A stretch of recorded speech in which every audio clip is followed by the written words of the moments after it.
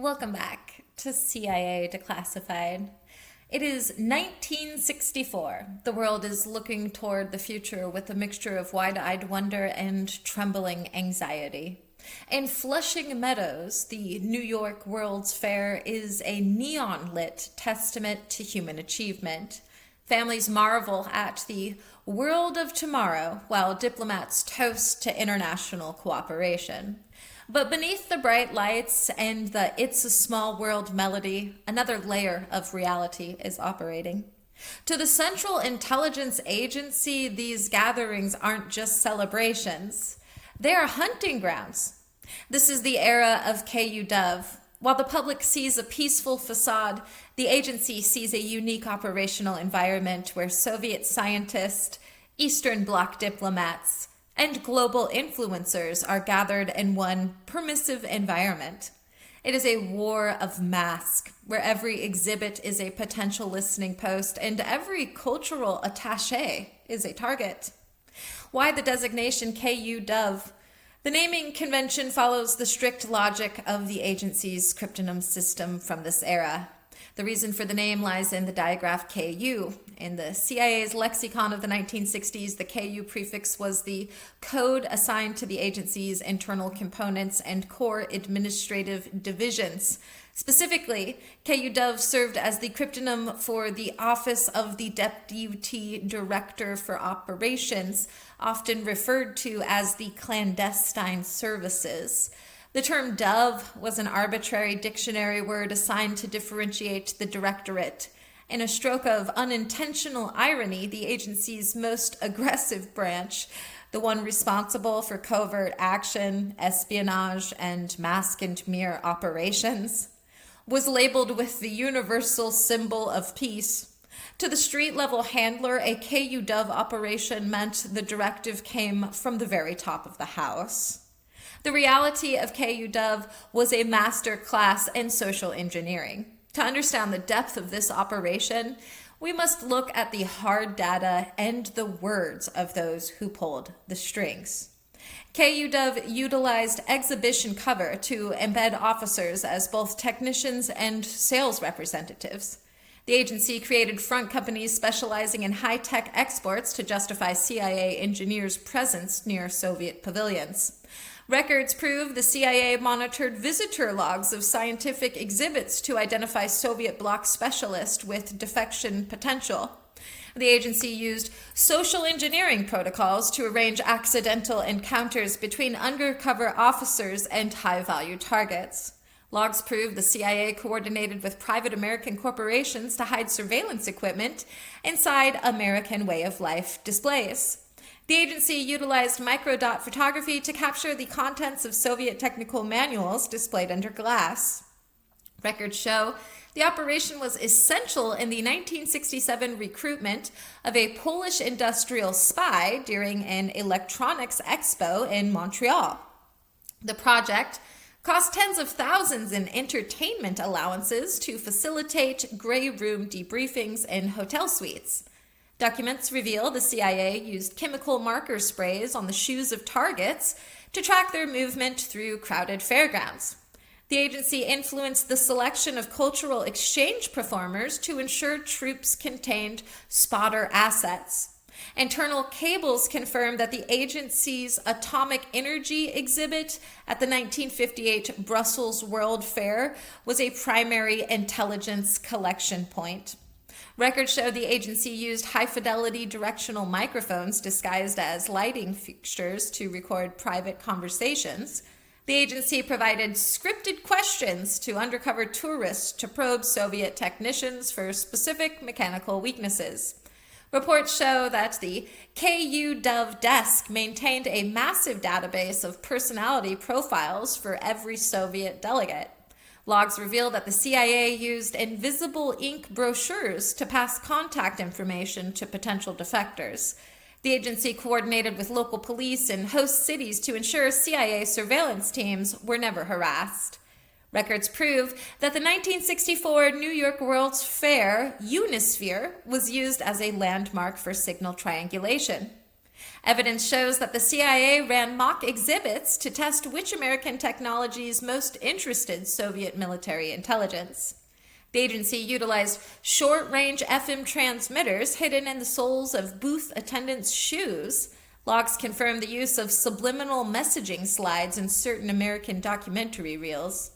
The project employed hostess assets to distract the wives of Soviet officials during debriefing windows. Reports indicate the CIA used radio frequency jamming to disrupt Soviet handlers' communications.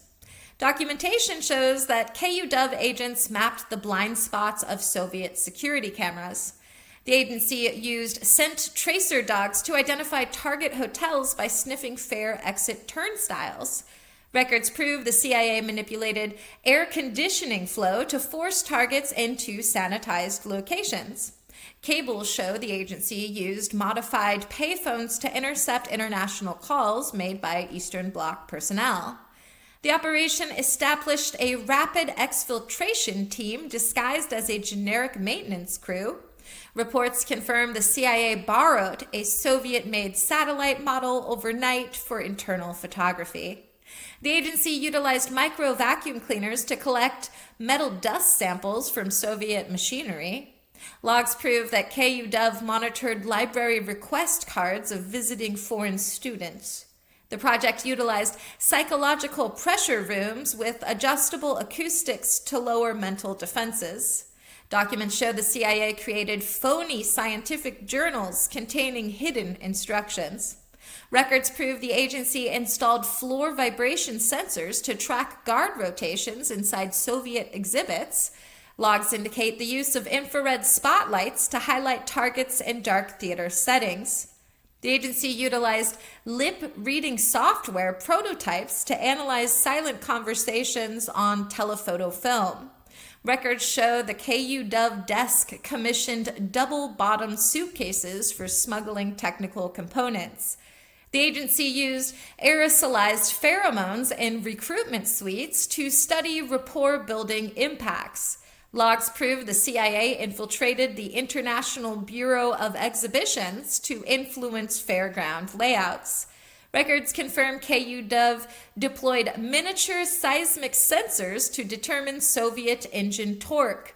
The project utilized false floor panels in the American pavilion to hide miles of illegal recording cables. Documents reveal the CIA operated a temporary post office to intercept Soviet delegate mail. The agency deployed electromagnetic pulse pens to temporarily disable nearby Soviet recording devices. Records show the agency used thermal imaging cameras hidden in popcorn machines to detect concealed weapons on foreign delegates. KUDOVE logs prove the use of synthetic background noise generators to mask the sound of clandestine entry into Soviet exhibits. The agency utilized holographic projector test at the 1967 Expo to distract security during a high-profile defection. Reports confirm the CIA paid sanitation bribes to ensure Soviet trash was delivered directly to agency analysts. The operation used radioisotope trays to tag the clothing of Soviet diplomats for long-range tracking. Records prove the CIA installed one-way mirrors in every dressing room of the American fashion exhibit to monitor target interactions. Logs indicate the agency used low-frequency infrasound to induce feelings of unease in Soviet-controlled areas of the fair. The project employed undercover graphologists to analyze the handwriting of Soviet visitors on exhibit guest books for signs of instability. Evidence show the use of exploding light bulbs as a diversionary tactic for bag swaps in crowded corridors. Records show the agency mapped the electromagnetic profile of the entire New York fairgrounds to detect unauthorized Soviet transmissions. Now, I'm going to go into some quotes. A quote from a declassified 1963 memo. "A violinist with a camera in his case is a very effective tool." End quote. A quote from a declassified 1962 training manual. "The goal is to make the Soviet scientist feel like he is the center of the universe." End quote. A quote from a declassified field report: "If he likes jazz and expensive watches, he's halfway to Langley already." End quote. A quote from a declassified technical officer log: "The crowd is the best noise canceling machine we have." End quote. A quote from a declassified field report: "We broke their leash without them ever feeling a tug." End quote. A quote from a declassified 1965 memo: "Control the temperature and you control the conversation." A quote from a declassified technician regarding the satellite loan: "It was back in the display case before the janitor had finished his coffee." End quote. And a quote from a declassified logistics memo: "The weight was the giveaway, so we filled the gap with lead-lined lead to foil the early x-rays." End quote. And a quote from a redacted mail sanitization specialist: "Every postcard home was a blueprint for us." End quote. The files for KUDOVE are a masterpiece of censorship. The heaviest redactions, totaling over 215 pages of solid black ink, occur in the host country collusion and non-official cover sections, specifically regarding the 1964 and 1967 international circuits. The official reason cited is Exemption B1, regarding the protection of methods that remain vital to national security and the preservation of foreign liaison integrity. Then there's the Disney conduit speculation. Somewhere in the depths of the underground, whispers persist that those redacted pages contain the blueprints for a secret partnership between the CIA and a major American animation and theme park empire. These speculators argue that KUDOVE didn't just use fairs, they designed them, turning the very concept of the world of tomorrow into a giant passive collection net for foreign intelligence. This theory suggests the redactions hide the names of creative consultants who were actually agency engineers designing buildings that functioned as massive signal intercept antennas. The false defector blood oath theory. It's a little bit more sinister, and it's been floating through the dark corners of the internet for a while. It suggests that the redactions detail a staged sacrifice protocol. According to this speculation, the agency would intentionally leak the location of a low-level friendly asset to the KGB during a fair to build trust capital with a high-level Soviet mole. This theory posits that the blacked-out pages are a ledger of acceptable losses, American-aligned lives spent to ensure the success of a deeper infiltration. Then there's the pharmaceutical fair hypothesis. Some fringe researchers have tossed out a theory involving the hospitality suites found in American pavilions. They suggest that these pages hide the formulas for social lubricants, mild aerosolized disinhibitors used in the ventilation systems of VIP lounges, to make Soviet scientists more talkative during informal drinks. If you believe this line of thinking, the redactions aren't about names, but about the chemical warfare protocols used on foreign guests in the name of diplomacy. Then there's the mere satellite myth, one of the more final and resounding theories. It's speculation concerning a secret exhibition within an exhibition. This myth claims that at the 1967 Expo, the CIA successfully displayed a working prototype of a technology that hadn't even been invented yet, using holograms and mirrors to trick Soviet spies into chasing a scientific ghost. The theory suggests the redacted pages contain the technical specs for this deception hardware, which supposedly diverted billions of Soviet rubles into a technological dead end. Then there's the ghost participant anomaly. It's a persistent conspiracy theory regarding missing persons during the 1964 New York World's Fair. Speculators point to the redactions as evidence of a parallel fair taking place in underground bunkers beneath the park. They claim that high-ranking Soviet defectors weren't flown to the U.S. but were processed in these subsurface facilities, while actors played their part on the fair floor above. This theory suggests the redacted pages hide the logistical mapping of an entire subterranean city designed for high-stakes interrogation and brainwashing.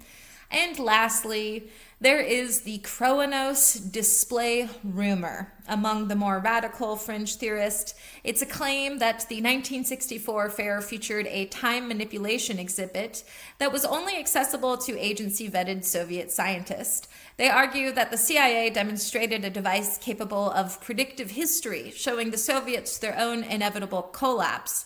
This wild speculation suggests the redactions protect the location of this still active temporal monitoring station hidden beneath the fairgrounds. Was KUDOVE and their use of a peaceful facade a success? Tactically, it was a theater of victory. It turned the most public spaces on Earth into the most secure recruitment zones. Strategically, it was the ultimate infiltration. By weaponizing soft power, the agency gained access to the Soviet minds that would have been unreachable in Moscow. Ultimately, it was a success because it allowed the agency to operate in plain sight. The project successfully identified over 200 high-value targets in a single year during the mid-60s. The failure to prevent every counterintelligence tail was a minor cost compared to the technical blueprints and human assets acquired. It effectively weaponized the soft power of the United States. The success of these operations is measured in the sheer volume of technical intelligence pulled from Soviet displays that the Soviets believed were under their total control. Beyond the raw data, the operation established a permanent psychological front that proved the American way of life was a more powerful recruitment tool than any ideological manifesto. It demonstrated that in the war of masks, the agency could play the role of the smiling host while simultaneously dissecting the enemy's secrets. This dual-track success ensured that the peaceful facade remained a cornerstone of intelligence strategy for decades to come. As far as technological and operational breakthroughs go, the mask and mirrors of KUDOVE resulted in breakthroughs that define modern public domain espionage, such as non-official cover logistics, the technique of embedding officers in private sector roles with no visible link to the government. Today, this is the backbone of commercial intelligence integration, where operatives work within global tech firms to monitor digital threats. Passive technical harvesting, the engineering of exhibit spaces to act as signal vacuums. This technology evolved into the modern air gap exploitation used in cyber warfare to extract data from computers not connected to the internet. Micro-environmental surveillance, the development of sensors hidden in everyday items. This led directly to the ubiquitous technical collection seen in modern smart city sensors and Internet of Things devices. And behavioral pattern recognition, the manual method of identifying stress indicators in a crowd. This was the precursor to modern AI-driven gait analysis and facial recognition systems used in international airports today to identify persons of interest. KUDOVE reminds us that the most revealing truths are often the ones told behind the most elaborate mask. The project proved that the agency's strength wasn't just in the shadows, but in the blinding light of the public stage. We are still living in the world of the great glass front, where the peaceful exchange might just be a cover for the next great recruitment. The masks have changed, the mirrors are now digital, but the game remains the same. The next time you walk through a crowded mall or a tech expo, look for the man with the camera who isn't taking pictures of the exhibits. He might just be a ghost of the glass front still looking for the next souvenir. In a world where everyone is a performer, the most dangerous person is the one who understands the script. The theater of the world is vast, but the stage is always smaller than it appears to those in the audience. Thanks for listening. Keep your eyes open, and remember, the best place to hide a secret is in the middle of a crowd. Join us next time as we examine HT Keeper. In the dense humidity of the Andes, the agency didn't just build walls. They built fortresses of the asset. We'll uncover the facts behind HT Keeper, the physical security protocols for CIA assets in South America. It was a war of barriers and blood. Join us next time for The Jungle Vault. In the meantime, I'll see you in the archives.